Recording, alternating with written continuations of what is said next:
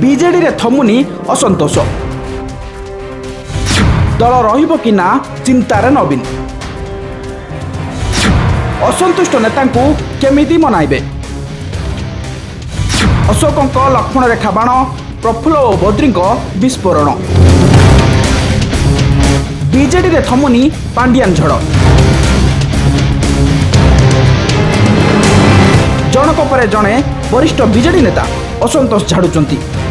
ଘସିପୁରା ବିଧାୟକ ବଦ୍ରିନାରାୟଣ ପାତ୍ର ହୁଅନ୍ତୁ କି ବରିଷ୍ଠ ନେତା ଅଶୋକ ପଣ୍ଡା କିମ୍ବା ପ୍ରଫୁଲ୍ଲ ମଲ୍ଲିକ, ଜଣକ ପରେ ଜଣେ ବିସ୍ଫୋରକ ବୟାନ ଦେଇ ଚାଲିଛନ୍ତି।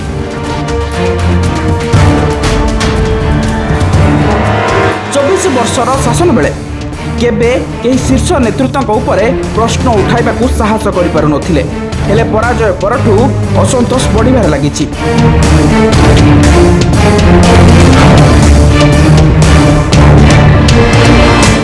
ବିଶେଷ କରି ୱାକଫ୍ ବିଲ୍ ଭୋଟ ବେଳେ ଏହା ଜଳ ଜଳ ଦିଶିଥିଲା। ଆଉ ଏବେ ବିଜେଡି ସୁପ୍ରିମୋ ନବୀନ ପଟ୍ଟନାୟକଙ୍କ ଅସୁସ୍ଥତା ସମୟରେ ପୁଣି ଭିକେ ପାଣ୍ଡିଆନ ଚର୍ଚ୍ଚାକୁ ଫେରିଛନ୍ତି। ଆଉ ପୁଣି ଫେରିଛି ନେତାଙ୍କ ବିସ୍ଫୋରକ ବୟାନର ସିରିଜ୍।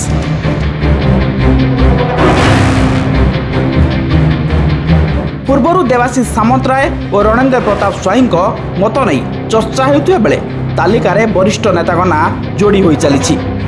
ବରିଷ୍ଠ ବିଜେଡି ନେତା ଅଶୋକ ପଣ୍ଡା, ପୂର୍ବତନ ମନ୍ତ୍ରୀ ପ୍ରଫୁଲ୍ଲ ମଲ୍ଲିକ, ଘସିପୁରା ବିଧାୟକ ବଦ୍ରି ପାତ୍ର ମୁହଁ ଖୋଲି ସିଧା ପାଣ୍ଡିଆନଙ୍କୁ ଟାର୍ଗେଟ କରିଛନ୍ତି।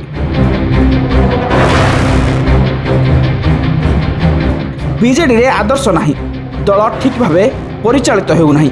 ବିରୋଧୀ ଦଳ ଭାବେ ବିଜେଡି ଯେଉଁଭଳି କାର୍ଯ୍ୟକ୍ରମ କରିବା କଥା କରୁନାହିଁ। ଆଗକୁ ଦଳରୁ ଦୂରେଇ ଯିବେ ବୋଲି ପ୍ରଫୁଲ୍ଲ ମଲ୍ଲିକ କହିଛନ୍ତି।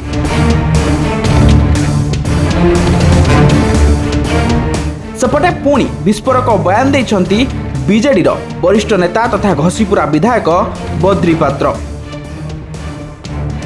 ଦଳ ଦାୟିତ୍ୱରେ ଥିବା ଲୋକ ନିଜ ସୀମା ଟପୁଛନ୍ତି, ଫଳରେ ବର୍ତ୍ତମାନ ବିଜେଡିରେ ଦ୍ୱନ୍ଦ୍ୱ ବଢ଼ୁଛି। ଶୀର୍ଷ ନେତୃତ୍ୱଙ୍କ ପ୍ରତି ଆସ୍ଥା ସୃଷ୍ଟି କରିପାରୁନଥିବା ତଳ ସ୍ତରର କର୍ମୀ ଦଳ ଛାଡୁଥିବା ବଦ୍ରି କହିଛନ୍ତି।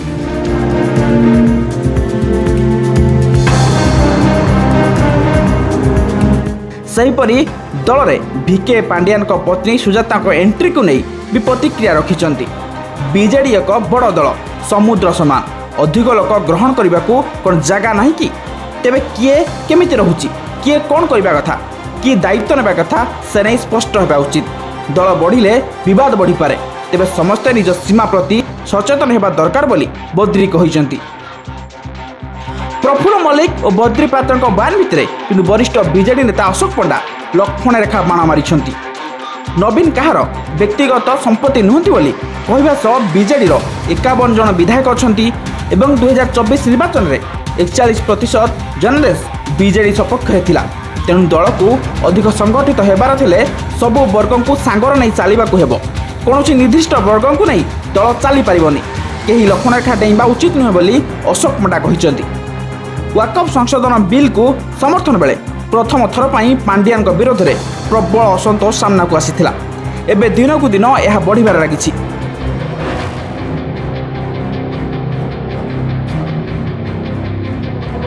ବିଜେଡି ଛାଡ଼ିଥିବା ନେତା ଆଞ୍ଚଳିକ ଦଳ ଗଠନ କରିବା ନେଇ ଚର୍ଚ୍ଚା ହେବା ପରେ ଅସନ୍ତୁଷ୍ଟ ନେତାଙ୍କ ପାଖରେ ଏକ ନୂଆ ବିକଳ୍ପ ବି ସୃଷ୍ଟି ହୋଇଛି।